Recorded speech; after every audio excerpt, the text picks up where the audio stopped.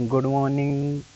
आज हम electric dipole और इलेक्ट्रिक डाइपोल मोमेंट के बारे में पढ़ेंगे। इसके कारण इसकी अक्ष अक्ष और निरक्ष पर तीव्रता का अध्ययन करेंगे।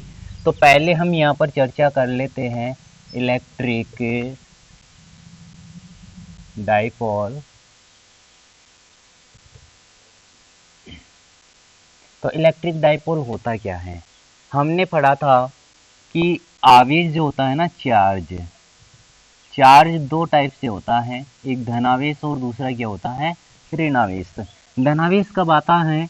जब कोई भी वस्तु आपके पास में है, उस वस्तु के अंदर यदि इलेक्ट्रॉन की कमी हो जाती है तो उसमें पॉजिटिव चार्ज आता है। यदि इलेक्ट्रॉन की वृद्धि हो जाती है या इलेक्ट्रॉन ग्रहण कर लेता है तो ऋणावेश आ जाता है। तो इलेक्ट्रिक डाइपोल है क्या? डाइपोल, डाई का मतलब क्या है? दो, और पोल का मतलब आप सभी जानते हो, कितने पोल? दो। और दो पोल कौन से होंगे यहाँ पर? धनावेश और दूसरा ऋणावेश। तो यहाँ पर एक धनावेश और दूसरा कौन सा आवेश ले लिया? ऋणावेश। ये दोनों एक दूसरे से क्या होने चाहिए? अल्प दूरी पर स्थित होने चाहिए। तो आपके पास में इस प्रकार का जो युग्म का निर्माण जो होगा, इस युग्म को ही क्या कहते हैं? Electric dipole. हिंदी में क्या बोलेंगे इसको? विद्युत द्विध्रुव। विद्युत द्विध्रुव। तो यहाँ पर विद्युत द्विध्रुव की परिभाषा क्या हो जाएगी आपके पास में? जब यहाँ पर इनका क्या होना चाहिए? परिमाण समान। ध्यान देना, यहाँ पर ये प्लस क्यू, तो इसका क्यू मैंने यहाँ पर मान लिया इसमें। तो यहाँ पर ध्यान देना, इसका परिमाण क्या है? क्यू है, इसका भी क्या है? क्यू है। तो समान परिमाण और विपरीत प्रकृति के आवेश एक दूसरे से अल्प दूरी पर हो तो इस प्रकार का बना युग्म ही विद्युत द्विध्रुव कहलाता है। अब यहाँ पर इसी के अंदर आगे अपना पॉइंट चलेगा, इलेक्ट्रिक डाइपोल मोमेंट। हिंदी में इसको बोलेंगे विद्युत द्विध्रुव आघूर्ण। अब यहाँ पर आपको ध्यान देना है, विद्युत द्विध्रुव आघूर्ण होता क्या है? हमारे पास में ये आ गया, इलेक्ट्रिक डाइपोल आ गया।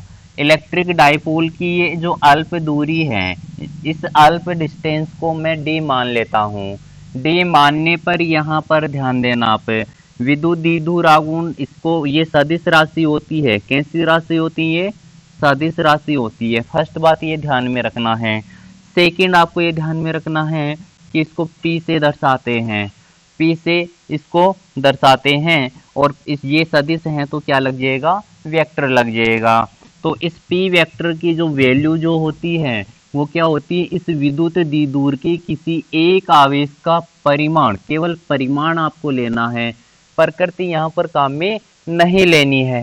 परिमाण यहाँ पर क्या है? एक प्लस है, दूसरा क्या है? ये Q है, और प्रकृति क्या है? यहाँ पर प्लस है और दूसरे वाले की माइनस है। तो केवल परिमाण काम में लेना है, किसी एक आवेश का परिमाण। ये विद्युत द्विध्रुव है तो कि इसके किसी एक आवेश का परिमाण तथा इनके आवेशों के मध्य की दूरी क्या है? d के गुणनफल को विद्युत द्विध्रुव आघूर्ण कहते हैं। यहाँ पर आप परिभाषा देख लीजिए वापस कि विद्युत द्विध्रुव होता क्या है? विद्युत द्विध्रुव आघूर्ण, तो यहाँ पर देखो, ये विद्युत द्विध्रुव है। इस विद्युत द्विध्रुव के किसी एक आवेश का परिमाण तथा इनके आवेशों के बीच की दूरी का गुणनफल विद्युत द्विध्रुव आघूर्ण कहलाता है। अब यहाँ पर इसी में आगे पॉइंट जो अपना चलेगा, ये जो विद्युत द्विध्रुव बन गया, इस विद्युत द्विध्रुव के कारण इसकी एक्स अक्ष और वाई अक्ष पर अर्थात निरक्ष पर तीव्रता का मान ज्ञात करना है।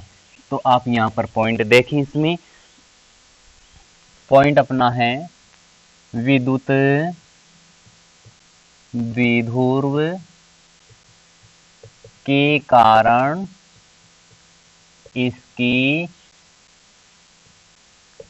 आक्स, इसकी आक्स पर ई का मान। ई क्या है? विद्युत क्षेत्र की तीव्रता या विद्युत तीव्रता। तो हमें क्या करना है? विद्युत द्विध्रुव की अक्ष पर तीव्रता का अध्ययन करना है। तो तीव्रता का अध्ययन करने के लिए यहाँ पर मान लेते हैं कि ए बी क्या है? एक विद्युत द्विध्रुव है। ए बी क्या है? एक विद्युत द्विध्रुव है। अब यहाँ पर आप ध्यान देना, आप इसमें इस ए बी विद्युत द्विध्रुव की लंबाई क्या मान लेता हूं मैं? 2L मान लेता हूं। इसका मध्य बिंदु क्या मान लेता हूं? O। इसकी ये अक्ष, ये क्या है? इसकी अक्ष है। इस अक्ष के ऊपर आपके पास में कोई बिंदु P है। इस P बिंदु पर तीव्रता का अध्ययन करना है। अब तीव्रता का मान ज्ञात करने के लिए क्या करेंगे? यहां से आप ध्यान देना, मैं ये जो इसका जो मध्य बिंदु है, इस मध्य बिंदु से O से P तक की दूरी मान लेता हूं R। O से P तक की दूरी क्या मान लेते हैं? R मान लेते हैं। तथा अब इसमें विशेष ध्यान ये रखना है कि अगर ये दूरी R है तो यहाँ B से P तक की दूरी क्या होगी? B से P तक की दूरी क्या होगी इसमें? तो यहाँ पर देखो आपके पास में इसकी लंबाई क्या है? 2L है। ये इसका द्विध्रुव का मध्य बिंदु है, तो AO की लंबाई क्या हो जाएगी? L। और यहाँ OB की क्या हो जाएगी? L। तो आपके पास में यहाँ से यहाँ तक की दूरी क्या है? L है। L दूरी है, तो यहाँ पर ये वाली अगर डिस्टेंस निकालेंगे तो ये इस R के अंदर से क्या करेंगे? L घटा देंगे, तो इसको लिखेंगे R माइनस L। अब इसी प्रकार हमें यदि ये निकालना है कि A से P तक की दूरी क्या होगी, तो A से P तक की डिस्टेंस जो निकालेंगे तो आपके पास में ये वैल्यू यहाँ से यहाँ तक डिस्टेंस क्या है? L है। L है तो आपके पास में यहाँ पर इसमें क्या कर देंगे? L जोड़ देंगे R में, तो R प्लस क्या आ जाएगा? L आ जाएगा। अब आपने ये पढ़ा था कि बिंदुवत आवेश के कारण जो तीव्रता जो होती है वो उसकी दूरी के वर्ग के व्युत्क्रमानुपाती होती है। अर्थात जैसे जैसे दूरी बढ़ेगी, R का मान जैसे जैसे बढ़ेगा, E का मान वैसे वैसे क्या हो जाएगा? घटता जाएगा। तो यहाँ पर हम देखेंगे ये जो B बिंदु पर जो चार्ज हैं इसकी दूरी क्या है? ए बिंदु पर जो चार्ज है इससे क्या है? कम है। कम है तो इसके कारण पॉजिटिव प्लस चार्ज के कारण जो प्लस लिया है बी बिंदु पर, तो यहाँ पर इसके कारण पी बिंदु पर तीव्रता अधिक होगी तथा ए बिंदु के कारण क्या होगी? ए बिंदु पर आवेश के कारण कम होगी। तो यहाँ पर प्लस के कारण हमने ये पढ़ा कि तीव्रता की दिशा क्या होती है? बाहर की ओर। और माइनस के कारण क्या होती है? की दिशा अंदर की ओर। तो इस प्लस चार्ज के कारण मान लेता हूं बाहर की ओर, तो इसको मान लिया E1, और माइनस के कारण अंदर की ओर, तो इसको मान लेते हैं E2। तो अब आपको पता चल गया होगा इससे कि तीव्रता जो है एक दूसरे के क्या है? विपरीत है। विपरीत होने के कारण हम क्या करेंगे? इनको घटाएंगे। परिणामी तीव्रता जब ई का मान ज्ञात करेंगे, अब कौन सी वाली घटने वाली है? यहाँ पर देखो दूरी बढ़ रही है तो तीव्रता का मान घट रहा है, तो जो कम वाली तीव्रता होगी उसको घटाएंगे, तो E1 में से क्या कर देंगे? E2 माइनस कर देंगे। तो आपके पास में यहाँ पर ध्यान देना, परिणामी तीव्रता।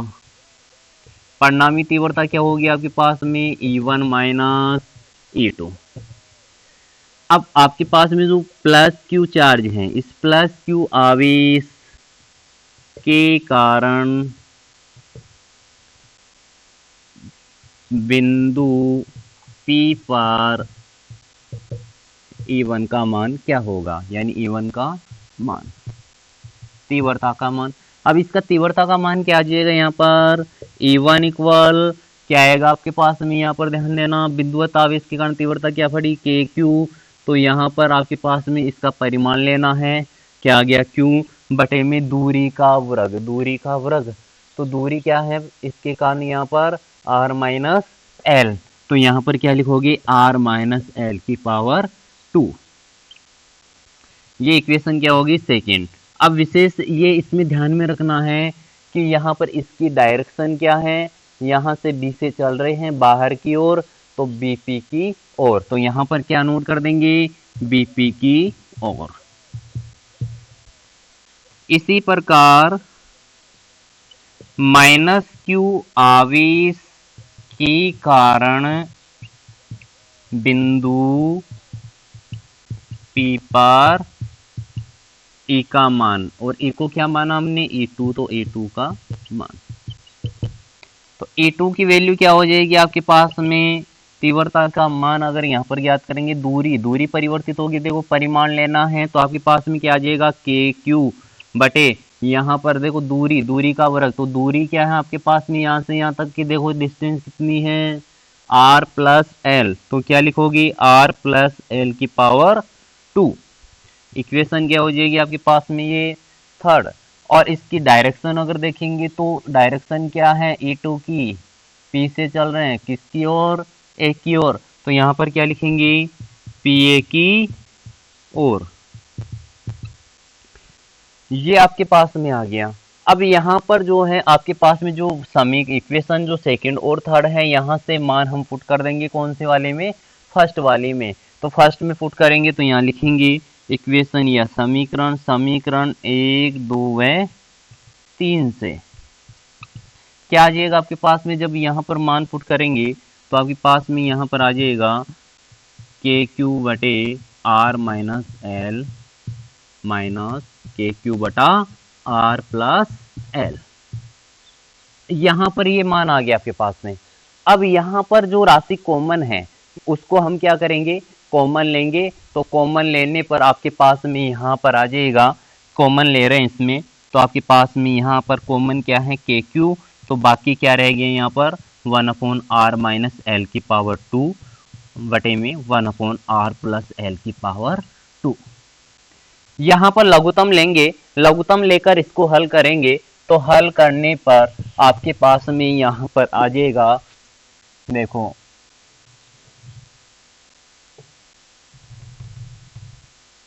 लघुत्तम क्या है इसमें, r माइनस एल की पावर 2 और ये r प्लस एल की पावर 2।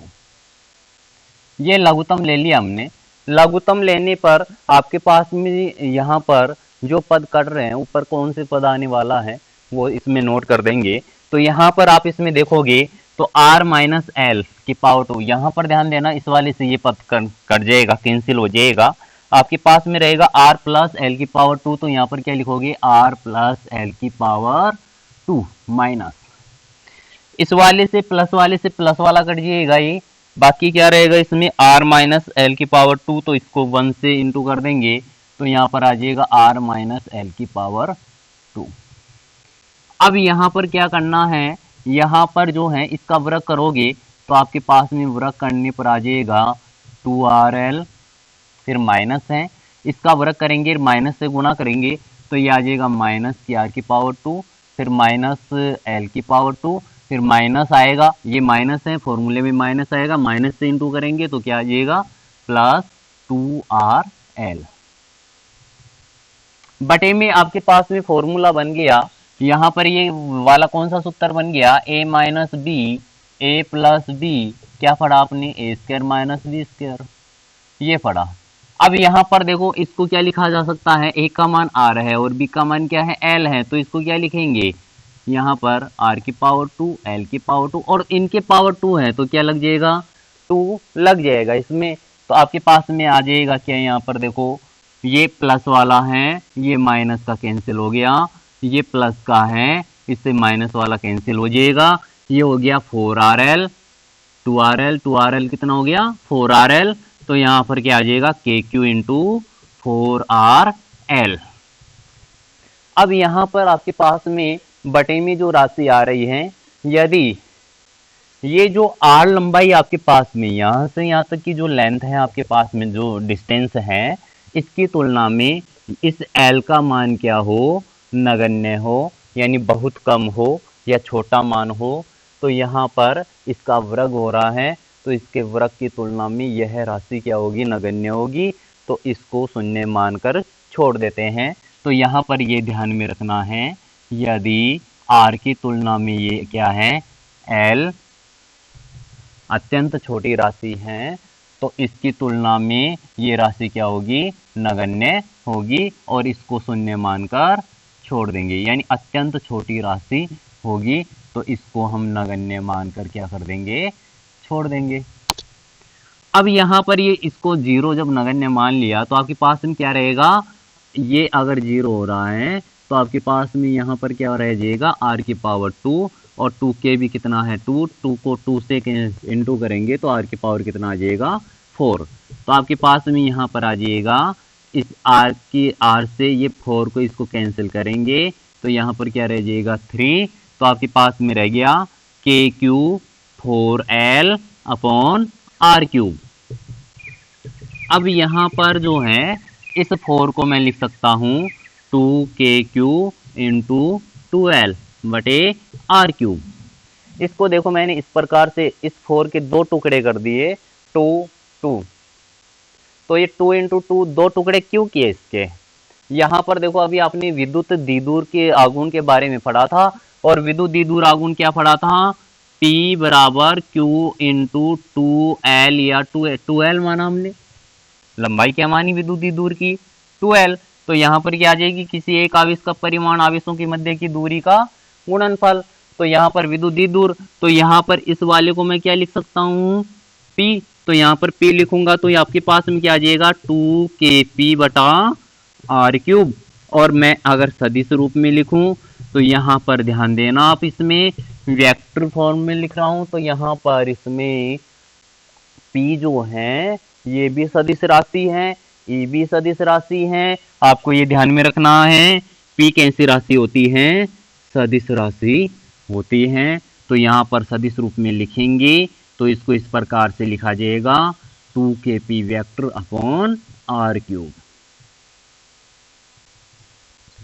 ये आपके पास में आ गया, यहाँ पर किसके कारण आ गया, ये विद्युत द्विध्रुव की अक्ष पर स्थित किसी बिंदु P पर विद्युत क्षेत्र की तीव्रता का मान आ गया। इससे अगला जो पॉइंट है निरक्ष पर तीव्रता का अध्ययन। तो निरक्ष पर तीव्रता का मान क्या होगा ये निकालेंगे, आप इसका स्क्रीनशॉट ले लीजिए।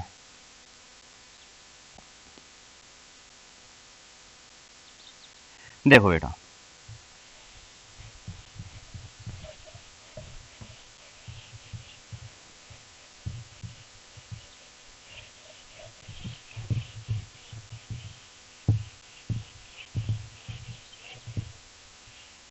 अगला जो पॉइंट है इसमें विद्युत द्विध्रुव के कारण उसके निरक्ष पर E का मान, उसकी निरक्ष पर E का मान। अब निरक्ष पर तीव्रता का मान ज्ञात करेंगे विद्युत द्विध्रुव के कारण। तो निरक्ष पर किस प्रकार से मान निकालेंगे वो हमें यहाँ पर देखना है। सबसे पहले आप इसमें समझे कि मान लेते हैं कि AB क्या है, एक विद्युत द्विध्रुव है। AB एक विद्युत द्विध्रुव है जिसका मध्य बिंदु क्या है, O है तथा इसकी लंबाई क्या है 2L है। लंबाई 2L तो ये भी L, A से O तक, और ये भी लंबाई क्या हो जाएगी L। निरक्ष ध्यान देना, इसके मध्य बिंदु O से y अक्ष जो बनेगी निरक्ष, ये तो अक्ष थी आपके पास में और ये क्या हो जाएगी निरक्ष। तो इस निरक्ष पर, इस द्विध्रुव के मध्य बिंदु से निरक्ष पर स्थित किसी बिंदु P पर E का मान आपको ज्ञात करना है। अब इसमें कुछ बातें आपको ध्यान में रखनी है जो बार बार काम में आ रही हैं। प्लस आवेश के कारण तीव्रता बाहर की ओर और माइनस के कारण होती है अंदर की ओर। तो इस प्लस क्यू आवेश के कारण तीव्रता कहाँ होगी, बाहर की ओर, और माइनस के कारण क्या होगी, अंदर की ओर। अब यहाँ पर आप इसमें देखें कि तीव्रता जो है इस प्लस आवेश के कारण मान लेता हूं मैं E1 और माइनस के कारण मान लेता हूं E2। अब यहाँ पर इसके घटक लेना आपको आना चाहिए। तो घटक किस प्रकार से लेंगे आप इसमें ध्यान देना। आपको हमेशा घटक लेने के लिए यहाँ पर देखो ये इसके समांतर, तो यहाँ पर इसके P बिंदु पर इसके समांतर आपको रेखा खींच देनी है। दो समांतर रेखाओं को एक तिर्यक रेखा काटे तो अगर ये थीटा है तो ये भी कोण क्या होगा, थीटा होगा। तो अगर मैं इसको थीटा मान लूं तो यहाँ पर ये वाला भी क्या बनेगा, थीटा बनेगा। और यहाँ पर ये देखो आपके पास में जेड का निर्माण हो रहा है क्या, तो ये थीटा, ये ध्यान देना आप इसमें, ये थीटा है। तो यहाँ पर देखो ये आपके पास में यहाँ से यहाँ तक की दूरी क्या मान लेता हूँ मैं, आर। क्या मान लेता हूँ, आर मान लेता हूँ। तो यहाँ पर दो त्रिभुज आपके पास में बन रहे हैं, ये एल ये आर, इसमें एल और आर। तो यहाँ पर अगर इसको अक्ष मानूं तो ये भी क्या होगी, अक्ष। तो ये त्रिभुज इसके समरूप हैं, तो ये भी क्या होगा, थीटा। यहाँ जेड का निर्माण हो रहा है तो ये थीटा, तो ये भी क्या होगा, थीटा होगा। अब इसके मेन बात यही है कि हम घटक किस प्रकार से लेंगे। तो घटक लेने के लिए आप ध्यान देना, यहाँ पर ये क्षैतिज हो गया, ये ऊर्ध्वाधर हो गया, E1 के घटक, क्षैतिज घटक किससे, कोस से लिखा जाएगा, तो ये हो जाएगा E1 कोस थीटा। ऊर्ध्वाधर घटक किससे, साइन से लिखा जाता है, तो ये हो जाएगा E1 साइन थीटा। अगर इसकी बात करें, इस E2 के घटक लेंगे तो ये तो हो गया थीटा, तो ये तो क्षैतिज हो गया, ये ऊर्ध्वाधर हो गया, तो ऊर्ध्वाधर घटक लिखा जाएगा E2 साइन थीटा, और ये लिखा जाएगा E1 कोस थीटा। अब बात विशेष ये करनी है कि आपने बिंदुवत आवेश के कारण जो तीव्रता पढ़ी थी, क्या पढ़ी थी, E बराबर KQ बटा दूरी का वर्ग, ये पढ़ा था आपने। तो यहाँ पर देखेंगे इस माइनस आवेश के कारण P बिंदु की दूरी क्या है, अक्ष है, और प्लस के कारण भी क्या है, अक्ष है। तो इसका अर्थ ये हुआ कि E1 और E2 की वैल्यू एक दूसरे की क्या हो जाएगी, बराबर, और इसका जो मान होगा वो क्या होगा, KQ बटा दूरी क्या है, अक्ष, तो अक्ष स्क्वायर आ जाएगा। अब यहाँ पर ये मान बराबर आ गया, इक्वल आ गया दोनों का। तो इसका अर्थ ये हुआ कि घटक हमारे पास में E1 साइन थीटा है, ये E2 साइन थीटा है, डायरेक्शन में एक दूसरे के विपरीत हैं। विपरीत होने के कारण एक दूसरे को क्या कर देंगे, निरस्त कर देंगे। तो यहाँ पर देखो क्यों करेंगे, E1 E2 का मान क्या है, इक्वल। तो यहाँ पर E2 को मैं E1 रख सकता हूँ, तो ये भी हो गया E1 साइन थीटा, और ये भी हो गया E1 साइन थीटा। डायरेक्शन में क्या है, विपरीत है, परिणाम में क्या है, समान है। तो एक दूसरे को क्या कर देंगे, निरस्त कर देंगे। तो यहाँ पर E1 साइन थीटा इक्वल ये E2 साइन थीटा, ये इसके बराबर है, और डायरेक्शन में क्या है, विपरीत है, इसलिए एक दूसरे को निरस्त कर देंगे। इसका पक्षांतर करेंगे तो परिणामी तीव्रता का मान जो आपके पास में आएगा इन घटकों के कारण, वो क्या आ जाएगा, शून्य। अब घटक जो आपके पास में ऊर्ध्वाधर घटक थे, ये तो एक दूसरे को निरस्त कर देंगे, परिणामी तीव्रता 0 आ जाएगी। परंतु अब परिणामी तीव्रता मिल कौन से घटक देंगे, क्षैतिज घटक मिलकर देंगे। तो यहाँ पर लिखेंगे कि परिणामी तीव्रता का जो मान है, परिणामी तीव्रता क्षैतिज घटक देंगे।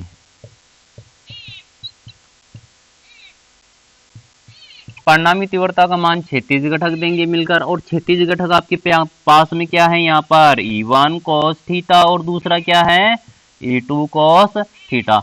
ये परिणामी घटक है आपके पास में, कौन से हैं, क्षैतिज घटक हैं। तो इन मिलकर ये परिणामी तीव्रता का मान देंगे। तो यहाँ पर देखो E1 E2 के बराबर है, E1 E2 के बराबर है, तो आपके पास में क्या आ जाएगा, 2E1 cos थीटा। E1 की वैल्यू आपके पास में यहाँ पर क्या है, KQ बटा अक्ष की पावर 2, तो यहाँ पर क्या आ जाएगा आपके पास में 2KQ बटा अक्ष स्क्वायर cos थीटा। अब कुल मिला के ये वाला जो आ रहा है, इसमें अक्ष की जो वैल्यू है आर के रूप में निकालनी है, और कोस थीटा की वैल्यू आपको निकालनी है। तो ये किस प्रकार से निकालेंगे, आप देखें आप इसमें, तो यहाँ पर कोस थीटा का मान, कोस थीटा का जो मान है, यहाँ पर कोई सा भी आप त्रिभुज ले लीजिए, इसमें से कोई सा एक त्रिभुज लेंगे, तो यहाँ पर आप देखोगे इसमें त्रिभुज में, तो यहाँ पर आपके पास में देखो थीटा, कोस थीटा का मान निकालना है। तो कोस थीटा बराबर क्या होता है, लाल बट्टे कक्का से देखेंगे, तो लाल बट्टे कक्का से क्या होता है, आधार बट्टे करण। तो यहाँ पर देखें थीटा है, ये 90 डिग्री है, 90 के सामने वाली भुजा करण कहलाती है, ये आधार आपके पास में, और ये क्या है, लंब है। तो यहाँ पर देखो आधार का मान तो क्या है, इसके अंदर L लंबाई, और ये क्या है, करंट का मान क्या माना हमने, अक्स मान लिया। तो आपके पास में यहाँ पर जो है, ये जो भी इक्वेशन आप देना चाहो इसको दे सकते हो। अब यहाँ पर देखो समीकरण आपके पास में 1 व 2 समीकरण से इसमें देखेंगे तो कोस थीटा का मान यहाँ पर रखना है, तो कोस थीटा का मान यहाँ पर रखेंगे तो आपके पास में यहाँ पर आ जाएगा 2k³ बटा अक्स स्क्वायर इंटू एल बटा अक्स, ये इससे गुणा होगा तो आपके पास में यहाँ पर आ जाएगा x³, ये आ गया। अब यहाँ पर देखें आपने पढ़ा था P = Q × 2L, P क्या है यहाँ पर, विद्युत द्विध्रुव गुण, और यहाँ पर देखिए Q × ये Q है, L है और ये 2 भी है, तो इसको मैं चाहूँ तो इस प्रकार से लिख सकता हूँ KQ × 2L। तो इसकी जो वैल्यू है यहाँ पर क्या रख देंगे, P रख देंगे, P रखेंगे तो यहाँ पर क्या आ जाएगा, KP बटा x³, ये आ जाएगा आपके पास में KP बटा x³। ये किस रूप में आ रहा है, अक्स के रूप में, जबकि हमें तीव्रता का मान किसके रूप में निकालना है, यहाँ पर r के रूप में निकालना है। अब r के रूप में निकालने के लिए क्या करेंगे, यहाँ पर जो त्रिभुज आपके पास में ये है, इस वाले त्रिभुज में वापस पाइथागोरस प्रमेय लगाएंगे, और पाइथागोरस प्रमेय आपने क्या पढ़ी थी, कर्ण का वर्ग इक्वल लंब प्लस आधार का वर्ग। तो यहाँ पर इस लंब का जो मान देखेंगे तो लंब का मान तो क्या है r, और आधार का मान क्या है इसमें L, और यहाँ कर्ण का मान क्या है x। यहाँ से मैं x की वैल्यू निकाल के यहाँ पर रख दूं, तो यहाँ पर रखूंगा तो यहाँ से x की वैल्यू निकालनी है, ये पावर अगर इधर लेके जाऊंगा तो यहाँ पर आपके पास में आ जाएगा इसमें 1/2, पावर इधर जाएगी, रूट लग जाएगा, या 1/2 आप लिख सकते हो। तो यहाँ पर आपके पास में ये आ गया, ये वाली x की वैल्यू जो है यहाँ पर रखेंगे तो आपके पास में तीव्रता का मान आ जाएगा यहाँ पर 2kP, ये 2 नहीं आएगा, क्या आ जाएगा, x की वैल्यू यहाँ रखनी है तो ये आ जाएगा KP बटा जो वैल्यू आपके पास में x की आ गई, यहाँ पर रखेंगे, क्यूब हो रहा है, इसका क्यूब है तो इसका भी क्या हो जाएगा, क्यूब, इसका क्यूब करेंगे तो इसका भी क्या हो जाएगा, क्यूब हो जाएगा। तो इसको मैं यहाँ पर लिख सकता हूँ 3/2। अब यहाँ पर इस r की तुलना में L क्या है, ये जो r है, इस r की तुलना में ये जो L है ये क्या होती है, अत्यंत छोटी राशि होती है, इसको नगण्य मानकर छोड़ देते हैं। यदि आपके पास में r की तुलना में क्या है, L अत्यंत छोटी राशि है तो इसको नगण्य मानकर छोड़ देंगे। नगण्य मान लिया तो ये क्या होगी, 0। तो आपके पास में क्या आ गया, KP बटा, ये रह गया, ये तो इसको नगण्य मान लिया हमने, ये वाली राशि नगण्य मान ली, पावर क्या रहेगी यहाँ पर 3/2, 2 से 2 कैंसिल हो गया, आपके पास में आ गया KP बटा r³। अब विशेष यहाँ पर देखो सदिश अगर रूप में आप लिख रहे हो तो आपको मैंने बताया था कि यहाँ पर EB क्या है, सदिश राशि है, और PB क्या है, सदिश राशि है, तो ये क्या आ जाएगा, सदिश रूप में आ जाएगा।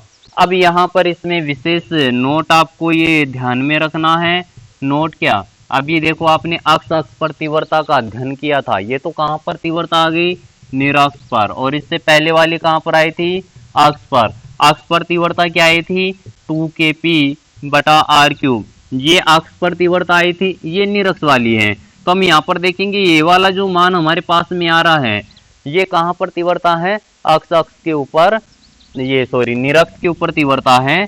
तो यहाँ पर मैं इसको लिख सकता हूँ Ex = 2, यहाँ पर लिख सकते हैं A निरक्ष। तो इसका अर्थ ये निकला कि अक्ष के ऊपर तीव्रता का जो मान होता है निरक्ष का 2 गुना होता है। अक्ष पर जो तीव्रता का मान है वो निरक्ष पर तीव्रता का 2 गुना होता है। आज की क्लास में इतना ही पढ़ेंगे, कल अपने इसमें क्लास के अंदर रहेगा, इसके अंदर न्यूमेरिकल क्वेश्चंस का पार्ट है, इसमें बलागुण का पार्ट शेष है इसमें, तो ये टॉपिक आपकी इसमें शेष है जो कल की क्लास में पढ़ेंगे।